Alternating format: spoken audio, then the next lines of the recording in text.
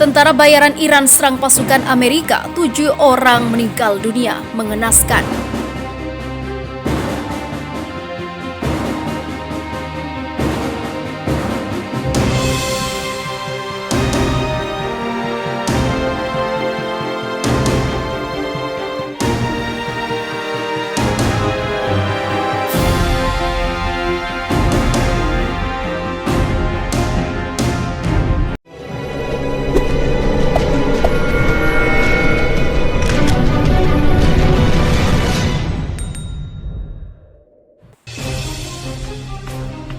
Dalam sepekan terakhir, sejumlah serangan roket dilancarkan sejumlah fasilitas Amerika Serikat di Erbil dan Baghdad, Irak.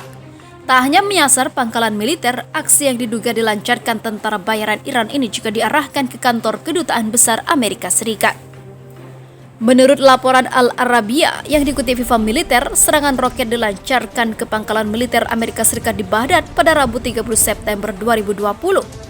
Pangkalan yang jadi sasaran dihuni oleh pasukan koalisi dan angkatan bersenjata Kanada atau CAF. Aksi kelompok yang diduga dimobilisasi oleh Iran ini memang gagal mengenai sasaran. Akan tetapi akibat serangan itu sejumlah warga sipil tiada. Sementara dalam data lain yang diperoleh Viva Militer dari Global News, 7 orang warga sipil juga tewas terkena ledakan. Serangan roket di Erbil itu terjadi saat Duta Besar Kanada untuk Irak, Ulrich Shannon, dan sejumlah pejabat dari berbagai negara berjumpa dengan Perdana Menteri Irak Mustafa Al-Kadhimi. Serangan baru-baru ini di pangkalan militer Erbil tidak mempengaruhi pasukan koalisi. Semua anggota CAF aman dan dipertanggungjawabkan kepada kami. Kami terus memantau situasi ini dengan seksama dengan sekutu dan mitra kami di kawasan itu, ujar juru bicara Departemen Pertahanan. Asisten Kementerian Luar Negeri Amerika Serikat untuk Timur Tengah David Skinner menyatakan sikap negaranya pasca serangan tersebut. Amerika Serikat geram dan tidak akan mentolerir siapapun yang mengancam. Kami tidak bisa mentolerir ancaman terhadap rakyat kami, pria dan wanita kami yang sedang bertugas di luar negeri.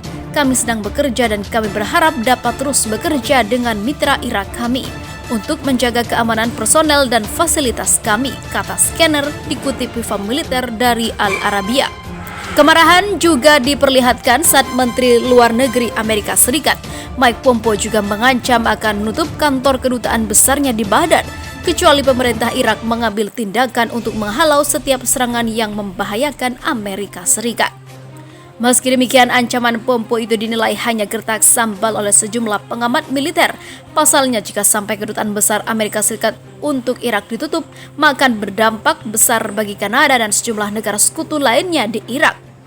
Sementara itu diberitakan sebelumnya, Presiden Iran Hassan Rouhani mengatakan Amerika Serikat sebagai negara yang biadab. Hal ini karena Amerika Serikat menjatuhkan sanksi baru kepada Iran terkait penggunaan senjata nuklir. Dengan nada marah yang disiarkan dalam televisi, Rouhani juga menyebutkan kutukan dan kebencian rakyat Iran adalah untuk Gedung Putih. Amerika telah menyebabkan kerusakan puluhan juta dolar Iran. Kami belum begitu kejam. Alamat untuk kutukan dan kebencian rakyat Iran adalah Gedung Putih, kata Rouhani pada September 2020 pada tanggal 26 Sabtu kemarin. Ketegangan antara Washington dan Teheran semakin meningkat sejak era pemerintahan Presiden Donald Trump yang secara sepihak menarik diri di tahun 2018 dari kesepakatan nuklir Iran yang dibuat oleh pendahulunya. Amerika Serikat kembali menerapkan sanksi yang sebelumnya telah dikurangi berdasarkan kesepakatan tersebut. Amerika Serikat memberlakukan sanksi baru pada Senin 21 September 2020 terhadap Kementerian Pertahanan Iran dan yang terlibat dalam program nuklir dan persenjataannya. Pemerintah Amerika Serikat memasukkan beberapa pejabat dan entitas Iran ke daftar hitam atas dugaan pelanggaran berat hak asasi manusia, termasuk menjatuhkan sanksi kepada hakim yang dikatakan terlibat dalam kasus pegulat Iran yang dijatuhi hukuman mati.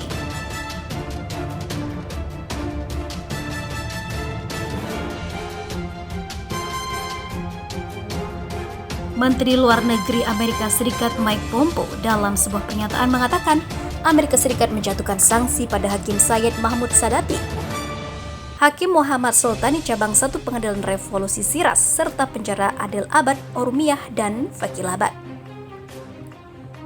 Perwakilan khusus Amerika Serikat untuk Iran dan Venezuela, Elliot Abrams, mengatakan sanksi tersebut ditujukan kepada hakim yang menghukum mati pegulat Iran, Navid Afkari. Amerika Serikat berkomitmen untuk meminta pertanggungjawaban mereka yang menyangkal kebebasan dan keadilan kepada rakyat Iran, dan hari ini Amerika Serikat akan mengumumkan sanksi terhadap beberapa pejabat dan entitas Iran, termasuk hakim yang menghukum mati Navid Afkari, kata Abrams dalam sidang di Komite Hubungan Luar Negeri Senat. Pegulat Iran Afkari dieksekusi pada awal bulan ini setelah dihukum karena penikaman fatal terhadap seorang pejabat keamanan selama protes anti pemerintah pada tahun 2018 lalu. Media pemerintah Iran melaporkan. Selain itu, yang juga masuk daftar hitam adalah pejabat Adel ataupun penjara Adel Abad. Popo mengatakan pegulat itu dilaporkan disiksa oleh pejabat Iran, dan penjara Faikal Abad, tempat warga Amerika Serikat Michael White ditahan.